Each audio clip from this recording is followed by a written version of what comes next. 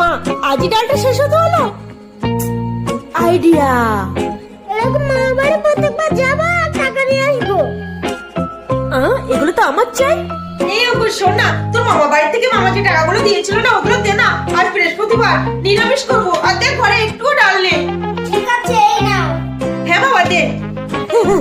আমি তো এর প্রতিশোধ নিয়েই ছাড়বো। আর চলো একটু রিয়াকশন করে যা। আচ্ছা ঠিক আছে। শোনো না, আমি তো নতুন অ্যাক্টিং শিখেছি, তবে আমি বুঝতে পারছি না কত বলে অ্যাক্টিং শিখেছি। মা চলো তো, আজ তুমি ছেলে পাঠ করবে আর আমি মায়ের পাঠ করবো। মা তুমি শুধু বলবে মা টাকা দাও, মা টাকা দাও। আচ্ছা ঠিক আছে। হ্যাঁ এবার তো দেখো মজা। মা টাকা দাও না। এই টাকা দিয়ে গাছে ভরে আমি তোকে 9 মাস গর্ভে ধারণ করেছি।